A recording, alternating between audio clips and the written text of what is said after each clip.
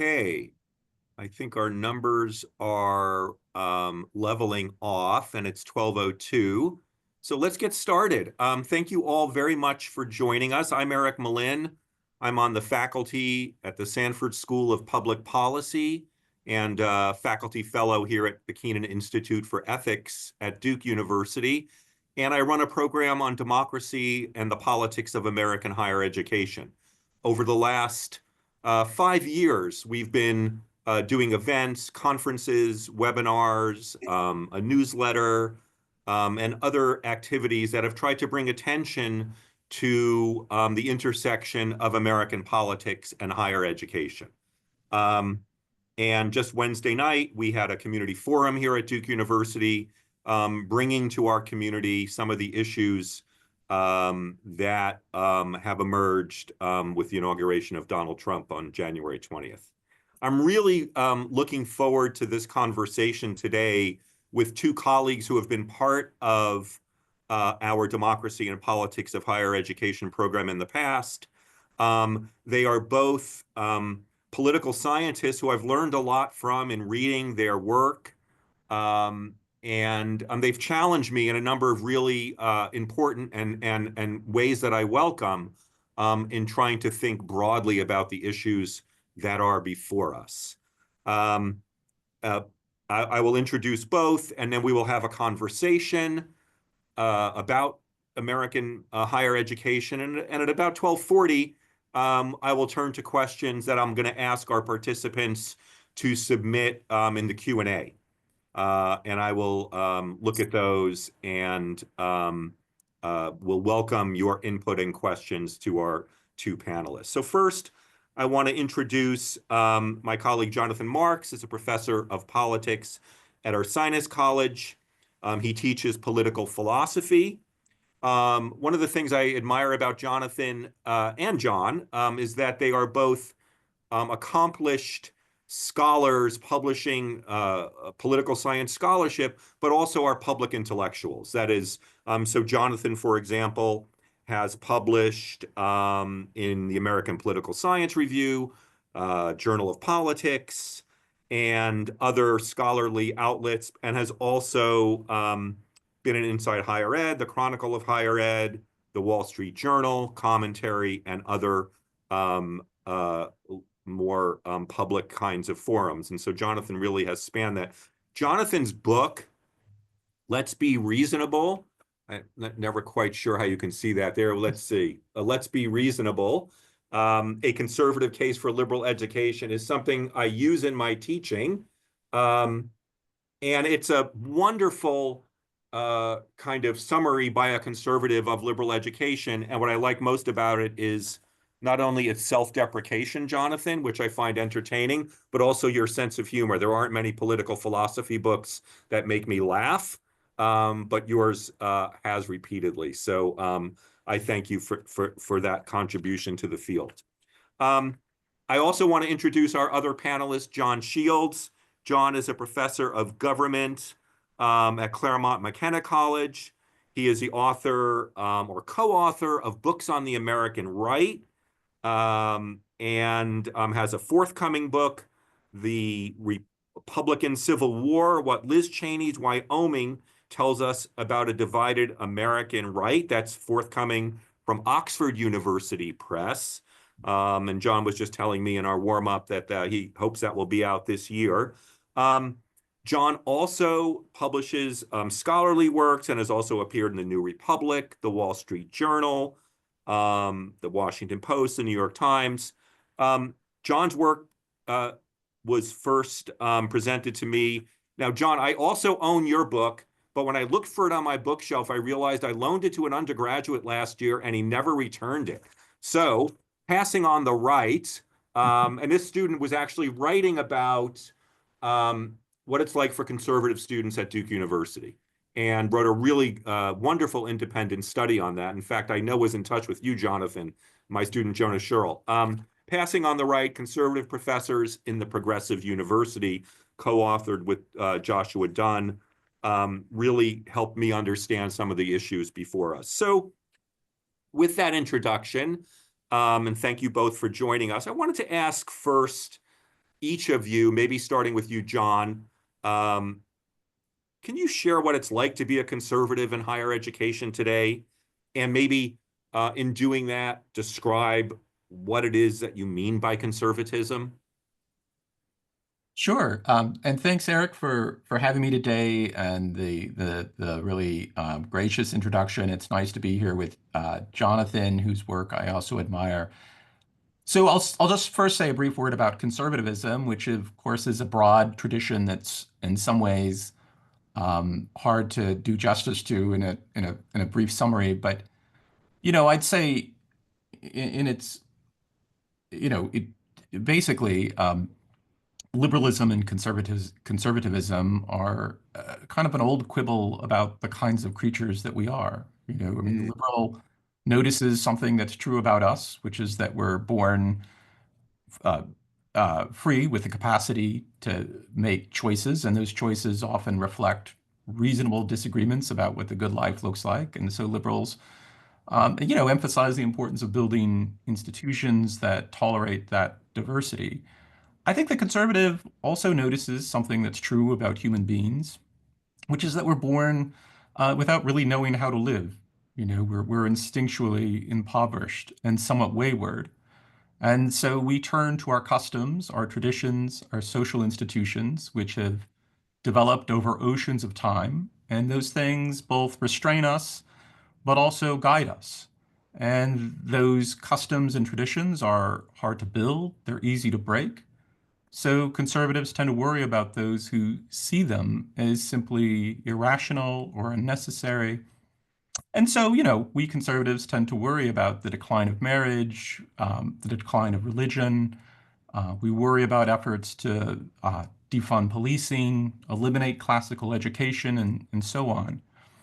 But there's also lots of tensions in conservative thought. And that sort of brings us, I think, to our moment in some ways. mm. I think um, conservatives can sometimes take a radical turn, and we tend to see radicalism and conservatism as in some ways opposed. But sometimes I think conservatives can come to the conclusion that some of the once venerable institutions around them have been compromised and can't be saved. And then there's nothing really left to conserve. And then in that case, conservatives can embrace radical change. And in our moment, I think that's opened a kind of bridge between conservative intellectuals on the one hand and populist on the other. And I think it's, created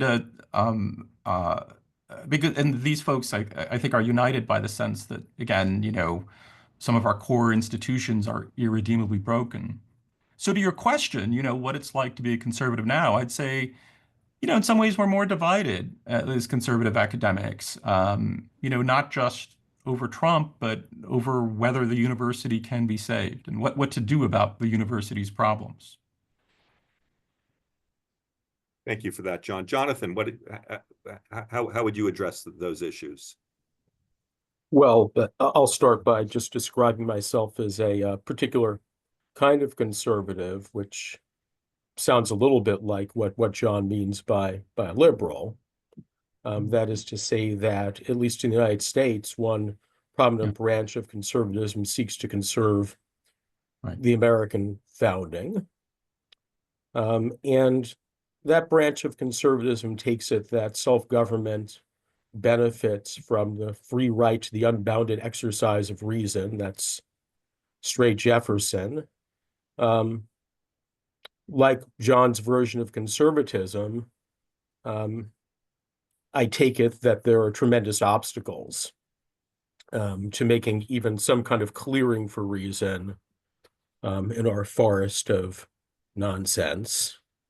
And so the cultivation of reason is also necessary, and universities, it is to be hoped, can play some role in that, although um, they sometimes don't. As for what it's like to be a conservative of that kind right now, well, on the one hand, it's great. I agree with my colleagues a lot more politically than I used to. Mhm. But mostly it's frustrating. Um, from a conservative angle, it's frustrating because the conservative movement has been mostly taken over by radicals of the kind that John describes, radicals who are frankly illiberal, people who admire Viktor Orban, who is frankly illiberal and speaks in favor of a liberal democracy. At the same time, on the revolutionary end, they've shown no compunction about gutting institutions they dislike, and one of the institutions that they dislike is the university. But another source of frustration as an academic on the inside, and here I want to refer to the President's Forum, which I'd recommend. That is, Eric, you referred to the President's webinar that you did, what, a few weeks ago? Yeah. And the question was raised at that forum. Do you think that universities bear any responsibility for their situation? And there are a couple of different answers given. One president said that highly selective universities had gleefully promoted a form of partisanship. I think that's a direct quote. And that they would do well to make more of an effort to invite conservatives in some manner or another. Another president, in a presidential way, acting as if he agreed with the first president, but actually disagreeing with that first president, said, "We're not talking about rational beings." And went on to say, and here I'm paraphrasing, we're talking about people, either people who have been tricked, or the evil people who are attempted to trick them. And insofar as he thought universities had any responsibility for their situation, it was in not sufficiently suppressing the evil, that it was the university's job essentially to squelch the evil. No, I would say that that position is quite uncommon among presidents, who I think are mostly, in retreat. The presidents you picked were pretty unusual, but I would say that attitude is more common among my colleagues and student-facing administrators than the first attitude. And it seems to me an attitude that's not great from the perspective either of understanding what on earth is going on, or from the perspective of prudence.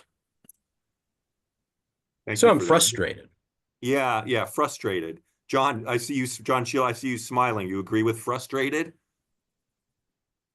Yeah, no, I think that's a great characterization, and I think you know Jonathan's point about feeling Jonathan's point about being a conservative liberal, I think points to something that is interesting about American conservatism. I mean, conservatism is a tradition, as I said, that's sometimes hard to characterize because it's so shaped by its national context, because conservatives are often defending institutions that are particular to their own society.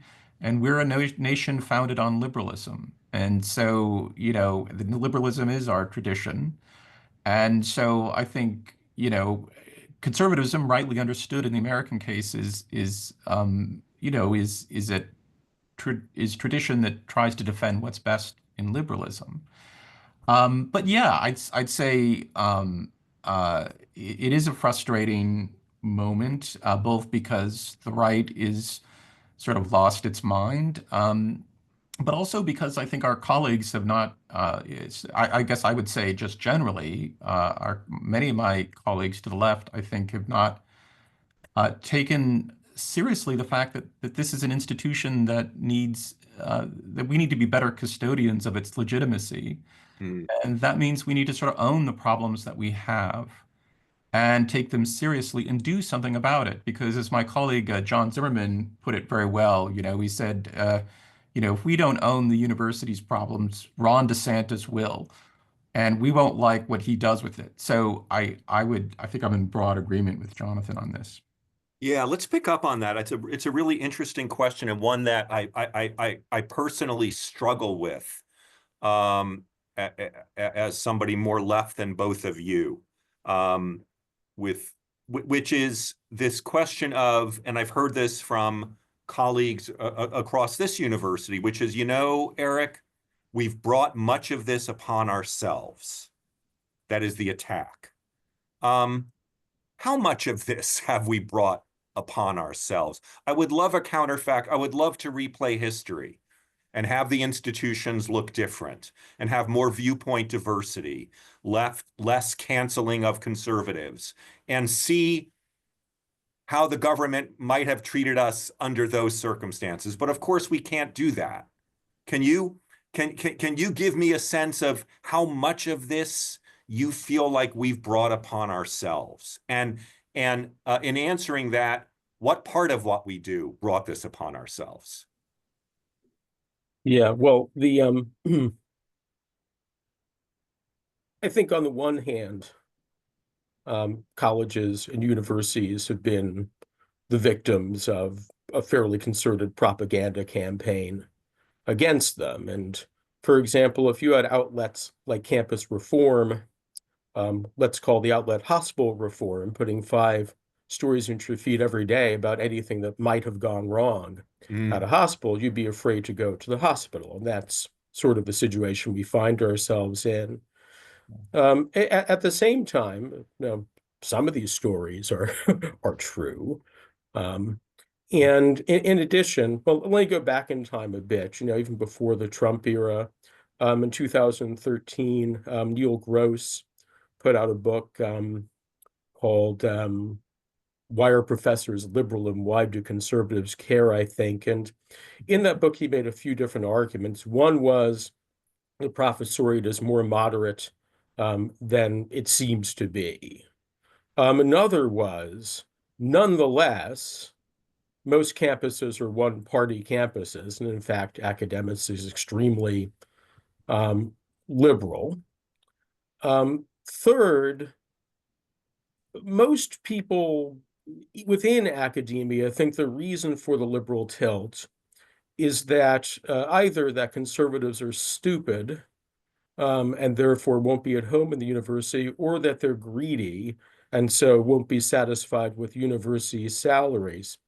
Gross's own explanation was that universities, for a variety of reasons, had allowed themselves to become politically typed, left typed, in the same ways that that nursing, for example, has been gender typed. Said if you're a male, there's going to be a high bar to climb over to decide that you wish to be a nurse. Similarly, for a conservative, there's a high bar to climb over to decide that you want to be an academic. The general reaction to that book was to emphasize the first point entirely and say there's no problem really in academia because, it's much more moderate than you imagine it is, and to blithely ignore the 3 other claims. So I think that universities have not done a very good job of looking into whether they're doing something besides just being really smart and good to repel conservatives, and also looking into the extent to which lacking diversity, even political diversity, I know intellectual diversity isn't political diversity, but our politics certainly affects in the social sciences and humanities what problems we think are worth studying, what studies we view with skepticism, which we just add to our arsenal, even what students we consider heroic and which we find annoying. And academics have been very good at looking at their own benighted students and imagining that they don't know what their own prejudices are, but blithely act as if they don't have prejudices of their own. So that's the way in which I think that we've partly brought it on ourselves, along with the observation of that president that we've gleefully promoted, or at least highly selective universities have gleefully promoted a form of partisanship. And that's been justified by saying, well, everything is political. And of course, if everything is political, then there is no principled objection to Republican state legislatures and the Republican federal government imposing its vision of politics on the university. Mm-hmm.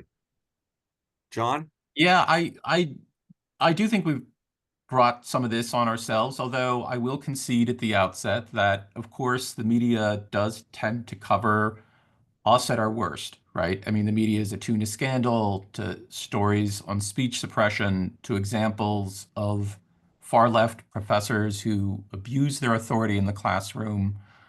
And it's true that that tendency distorts, I think, the public's view of higher education as a whole. And, of course, the media does this to all institutions, though, right? From the police to the Catholic Church.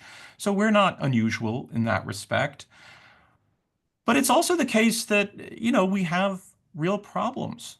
I mean, I would say one is just the narrowing of the curriculum around special topics of interest to the left. I mean, if you were to look at, you know, uh, uh, history curriculum, for example, at here at the Claremont colleges, about 80% of the courses in any given semester are either about race or gender.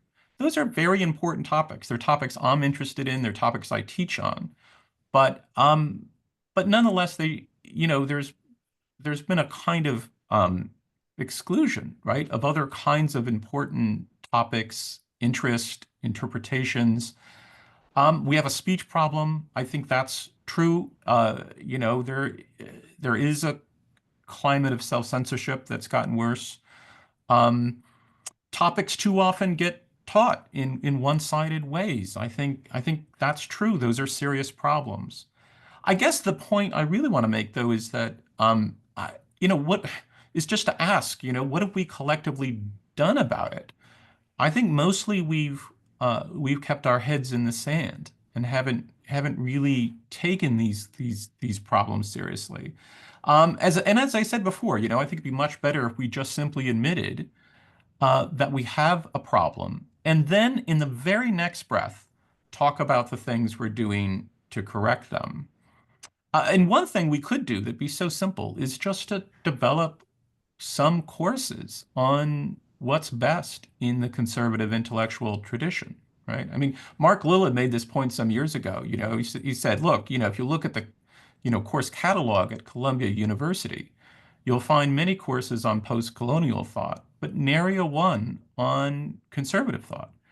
And I think that's a problem, right? And so it seems to me we could be doing more to dispel the view that we are simply a partisan and ideological institution, rather than just simply denying that we are. I don't think that's good enough. If I Yeah, could quickly add a supportive please.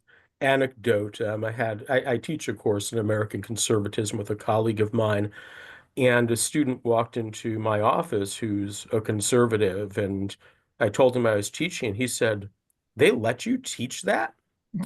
And they said, "Well, I told my dad about it," and he said the same thing. They let him teach that?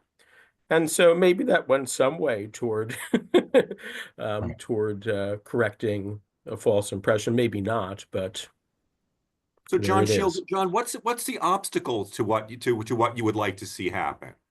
Why No, isn't that? That it seems to me relatively obvious that that would be a good thing. yeah, it's a great question. I mean, I think partly it's that there are fewer conservatives in the university, and so there's fewer of us to teach that tradition. It does. So I think that's one thing, one challenge. I think the other is that um, there's a lot of colleagues to my left just don't know very much about the tradition. So even if they're sympathetic to the idea that there should be such courses and would welcome those sorts of courses, they're not prepared to teach them. And so one of the things, in fact, I'm doing now is partnering with AEI to create a kind of workshop for scholars who are interested in just developing a course on the conservative intellectual tradition. And one thing that's sort of heartening is we've gotten some, just liberal academics who are interested in doing so. So I do think there is and maybe this moment has helped in some ways, right? I think, there's sort of more normie liberals who've, just come to the conclusion that we do have a legitimacy problem and it does need some attention.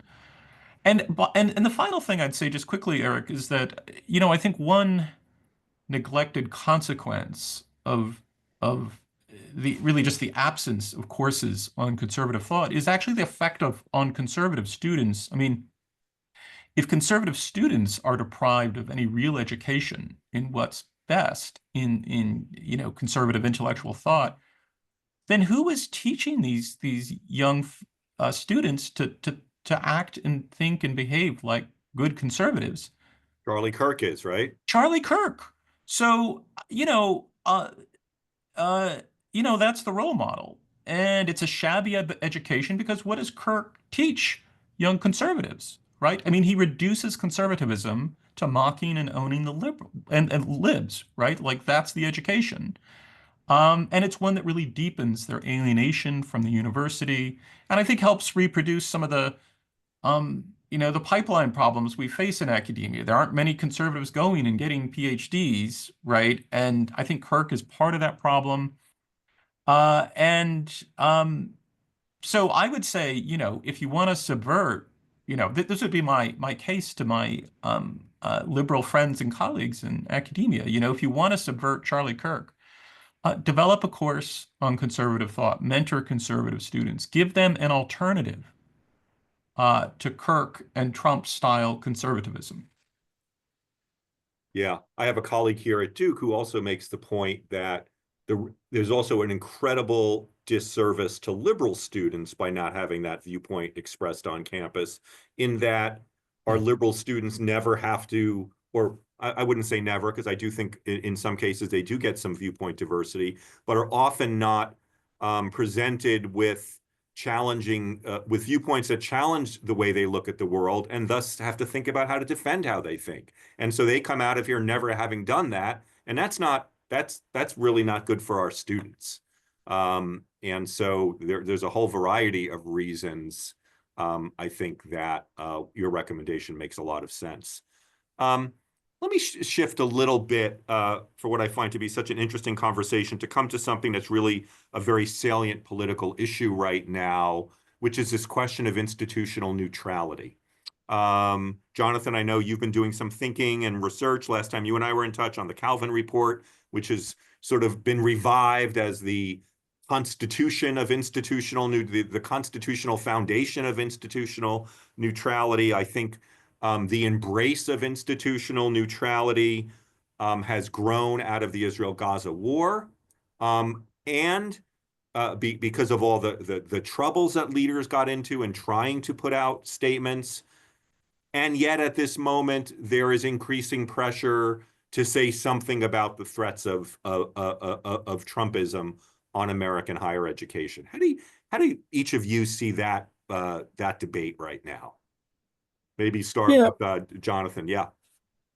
Yeah. So, I mean, in some ways, at least to my mind, the Calvin Report in the 60s is just an extension of the justification for academic freedom offered in 1915 by the then newly founded American Association of University Professors, and taken up at least in spirit by the organization later on. And the argument they made was that colleges, universities are not proprietary institutions, by which they meant institutions who were looking to put across a particular point of view as part of their mission. Rather, they were nonpartisan institutions of learning. I think I'm getting that right. That didn't mean that people within the universities wouldn't come to conclusions unfriendly to people who've adopted one or another political position. So, for example, perhaps the discipline of economics might produce results that are unpleasant to people who were for or against a minimum wage. But the institution itself was nonpartisan. That's basically what the Calvin Report says. It seems to me that especially insofar as the Calvin Report actually actively encourages professors to be critics and dissenters, but just suggests that the institution should be neutral, you really don't lose very much in this bargain. But the second point I want to make is that the Calvin Report is very clear that there are circumstances in which not only can institutions speak out, but they have a duty to do so. Right? That's the language the Calvin Report uses. And when they have a duty to do so is when the fundamental mission of the university is under threat, or when freedom of inquiry is under threat. I was just looking at a statement that Washington University and Vanderbilt put out, which includes some of the ideas behind the Calvin statement, but doesn't include that rider. Right. That was the one in the Chronicle of Higher Ed. Yeah. Yeah. Yeah. So I do think that although I admire the Calvin report, and I think that universities, generally speaking, would do well to adopt something like it. I think the reason it's being adopted right now is largely fear. And if they took the Calvin report itself seriously, they'd probably be talking actually as institutions a lot more than they presently are. I mean, institutions like mine, which, are in many ways really vulnerable and on the edge, I find it understandable if out of prudence, they don't say very much. But institutions that have the resources and influence to weather storms, whether they're red state institutions, which might have sympathetic friends in the legislature, or presidents or trustees of institutions like Harvard, Yale, Princeton, whose resources seem, at least from the perspective of somebody from Ursinus College, infinite. One would like to see them take some risks, and the Calvin report suggests that they should, not that they shouldn't. And yet they're not. Yeah. John, what do you have to add to that? Actually not a whole lot, Eric. I would just quickly observe that, I think universities are just in the middle of a sort of identity crisis about really just the mission of the university. And I think it's partly why the various uh, college presidents who went before Congress last year couldn't give just a coherent, right, right defense of the university. And I think there's this kind of division among faculty over what our mission is and what our purpose is. And some of us, like Jonathan and I think are of the view that, that the university is a truth-seeking institution and we should be non-sectarian. And then there are those who, see the university's mission as having a much more sort of moral or sort of social justice-y sort of mission. And, I think college presidents are sort of caught in the middle often. But I think they sort of have to make a choice, right? And plant the flag on one hill or the other, right? Either we're John Stuart Mill University or we're something else, something more sectarian, and universities have to make a choice. Yeah. Socrates or Jesus. Right. It's a good bumper sticker, Jonathan. Uh, it makes me think, and that's something I've been puzzling over. I mean, Jonathan, I think I'm in agreement with the way you put this, that, Calvin uses the word duty or obligation. I forget exactly in terms of speaking out when the mission. Where is it that you both think we find that mission? Is that our mission statement? Or is there something broader? That's something I've been playing with as we proceed with this project. And before you answer, I just want to say, I see there's some really good questions coming in. I encourage our participants to continue to submit those, and I'm going to turn to those in about 5 minutes. Yeah, either one of you want to take a stab at that? Well, I think it is in the mission, or at least it should be in the mission, but often missions are forgotten. It's more of a cultural question, I think, within the university. The book you were kind enough to put in front of your blurred screen. Yes, I know you couldn't see it, right? Somewhere. I go like this. Let's be reasonable. The argument there, or at least part of the argument, is that what being reasonable is not just having a set of, critical thinking tools. That's not all that means. Stephen Miller has a set of critical thinking tools, for example. But you instead had to name a Duke grad, Jonathan? There you go. It's got a central to the mission of the university, as I understand it, is a mindset, which is that we're not engaged in learning about critical thinking tools in order to win the argument or puff ourselves up. but rather in order to seek the truth together. And to do that, it's necessary to follow the arguments and evidence where they lead. John Locke, who's a patron saint of my book, says something like there cannot be anything so unbecoming a rational creature as not to listen to and be guided by reason and the conviction of clear arguments. And that comes in, undergraduate orientations. It's reinforced in the classroom. It's reinforced in the way in which faculty act toward each other and the way in which they're encouraged to act toward each other by college presidents and all the rest of that. So a mission statement alone, nor does any statement, including a Calvin Report-like statement, do it. It's a concerted effort. It's local, I would say, at any given university, and it's carried out by groups of faculty members and sympathetic administrators and trustees. John, do you want to add anything to that? Yeah, I would just quickly add, I mean, I like Jonathan, I teach, at an undergraduate college, so I think about the university mission a lot in terms of undergraduate teaching. And I would say that, one of the things as part of our mission is to prepare students to live in a free society. And that means, helping, furnishing them with the wisdom from our ancestors from the past so they can make wise choices about the kind of life they want to live. And there's something very practical and important in that. So we're not just preparing them to, we're not just providing, we just don't want to provide narrowly vocational kinds of skills, but we want to help them think about, what the good life is, and so we want to, help them live as free individuals, but then also collectively in a polity, and that means they need to have some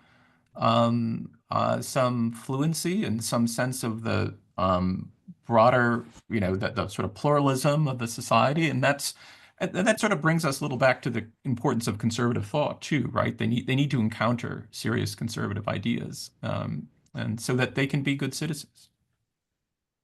Okay, thank you for that. Let me turn to some questions. We have about 20 minutes left. One of our participants has asked a question. At my university, the conservative rallying cry is that our curriculum has become a quest for, quote, social justice, unquote, and that we need to return the university's mission to the search for, quote, truth, unquote. Do the panelists find this a true and useful distinction?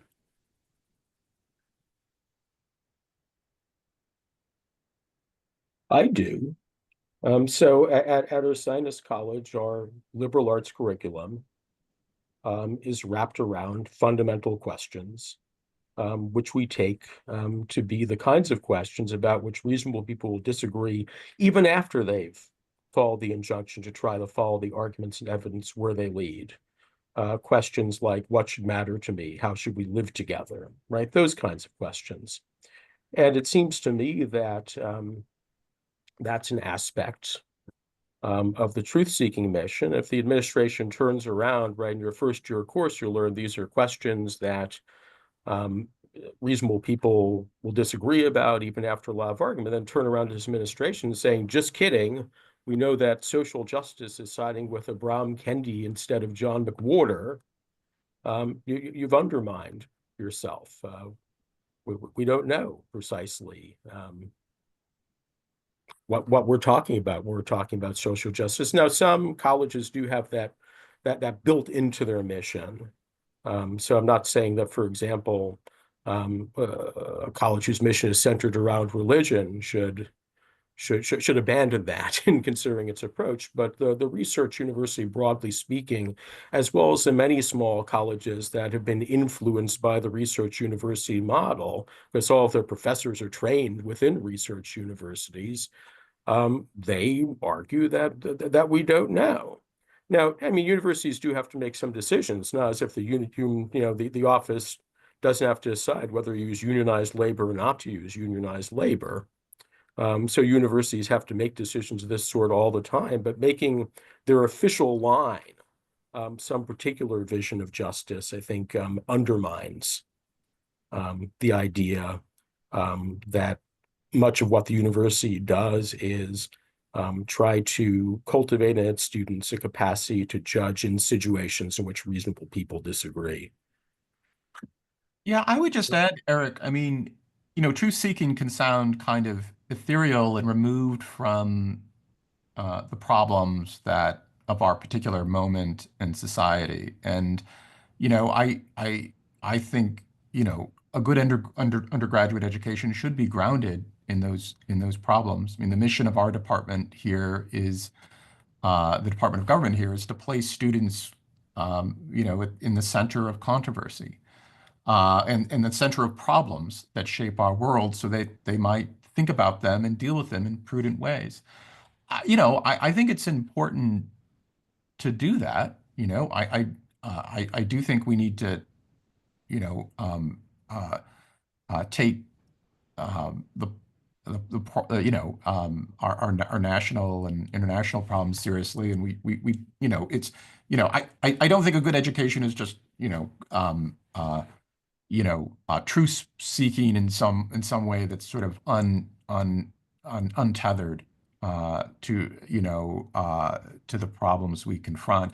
My contention would be, though, that we've defined them in a very narrow way and teach them in narrow ways. And so I'll give one example. I mean, here at the Claremont colleges, you can find lots of courses on race and gender. Um, you can't find one just on class. I just developed one this spring, and it's a sort of astonishing fact in a way about the university, right? That there are very few such courses that just are framed in a hard sense around class, even though we're in this moment when class inequality is not, right, has never been greater. So, um, Mm, mm. so I so I guess my case would be, yeah, let's take the moral and ethical problems that confront us more seriously than we do. And so anyway, I leave it there. Thank you for that. Another question from our participants, and both of you have written about this in some ways. What are practical ways of encouraging more young conservatives to pursue academia as a career? Well, the funny irony, Eric, it's never been a better time in some ways, if you're a young conservative, to go get a PhD because of all the civics programs that are being developed in red states, right? So there's from Texas. Colleges of civic life and those things. Yes, yes, right. And they're certainly looking to hire and friendly toward conservative social scientists and humanists.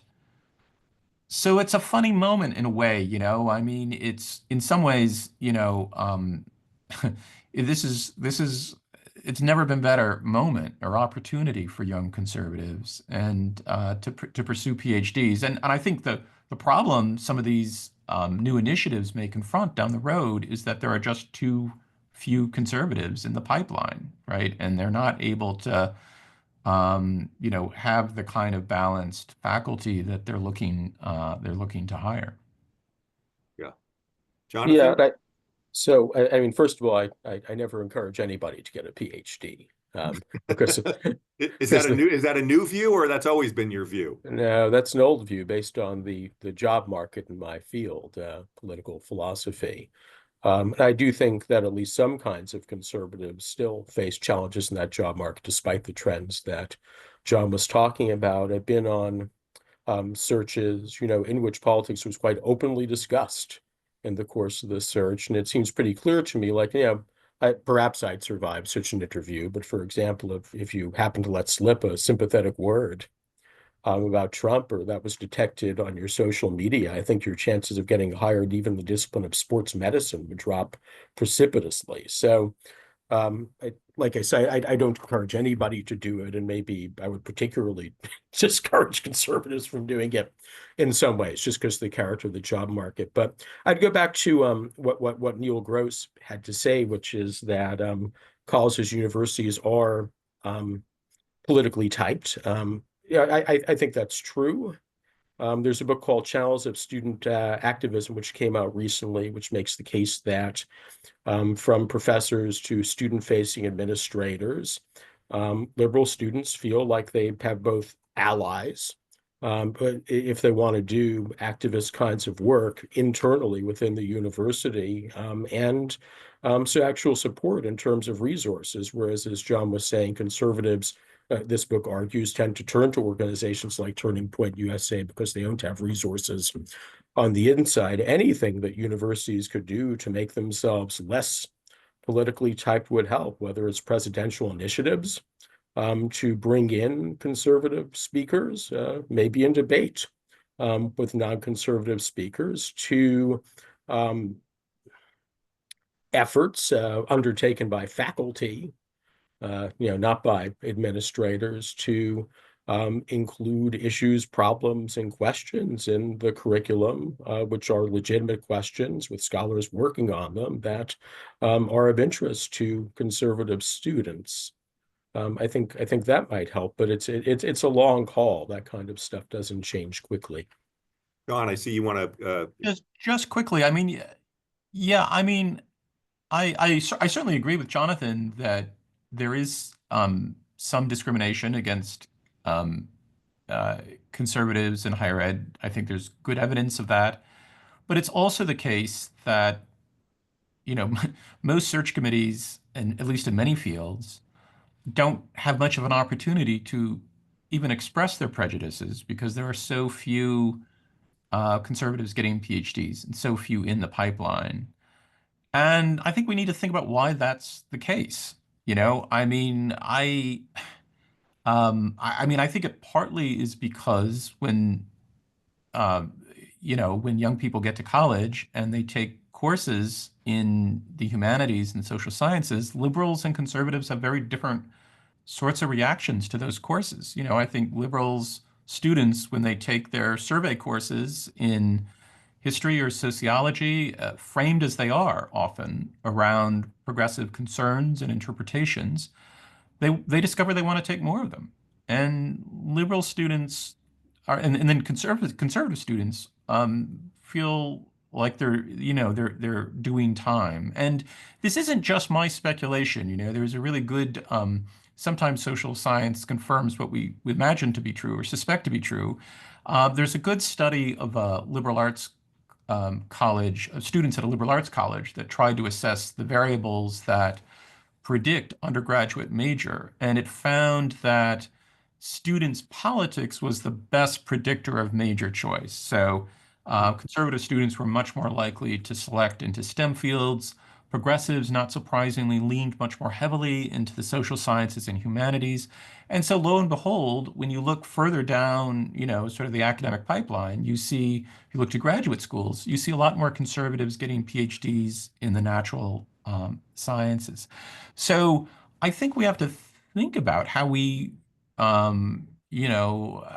if we think this is a problem, we have to think about how we reverse it. And so I I would conclude by saying that, you know, um, uh, in a way, it's a sort of problem of structural bias, even though I think we conservatives tend to neglect structural explanations for things, right? That is to say that, I think it's a structural problem in the sense that, it's a sort of social pattern that tends to persist over time, even when we Right. collectively don't necessarily want it to. And we have to think about how we reverse this deep structural problem. Yeah. Speaking of that, there's a question that's pretty provocative. I want to throw it out to both of you. We have not that much time left. This may be the last one. Somebody asked, so what's wrong with what happened to the new college in Florida? And for those of participants who may or may not, the new college, which had a reputation as being a very liberal left public honors college, was essentially taken over by the DeSantis administration. The board was replaced. Chris Rufo, provocateur is on the board, and they've replaced the leadership, changed the library, replaced some curriculum. And this participant asked, so what's wrong with that? Now, maybe you don't think there's anything wrong with it, and that's an okay answer too. But how would you address that question, Jonathan? Yeah, well, I mean, I think, and I'd say two things about it. I mean, one is, maybe I'll even say three things, but very quickly, because I know we're running low on time. One is that it's just really the mirror image of what conservatives criticize, and actually, I think in an exaggerated manner, of the left-wing tilt of universities, right? Instead of having political correctness, we'll have patriotic correctness. And that's not consistent with the mission of colleges and universities as I've attempted to describe them, or I think as John has attempted to describe them, not to put words in his mouth. Chris Rufo is frankly illiberal. I mean, I've heard him debate with Keith Whittington, and he's argued that it's a mistake to take seriously the kinds of speech concerns that John mentioned, because the only way to win, politics is, a war. You have to crush the opposition. That's not consistent with any understanding of how the academy works that I'm familiar with. And maybe I'll subside there as John has a chance. So just two things. Yeah, I think those are good points, Jonathan. I mean, I haven't followed closely what's happened on the ground at New College. In some ways it's a symptom, I think, of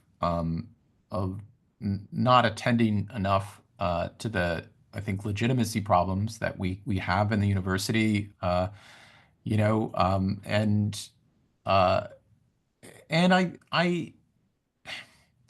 it's also a kind of, I fear that there's increasingly a sort of a kind of postmodern right. I mean, where you know, the only thing that's real is power. And I think Trump is, of course, I think Trump is really our first postmodern president, and he's a kind of mirror image of the um, postmodern left in a sense, right? Where there's sort of no reality beyond power, and except for the right, they like the powerful instead of the weak.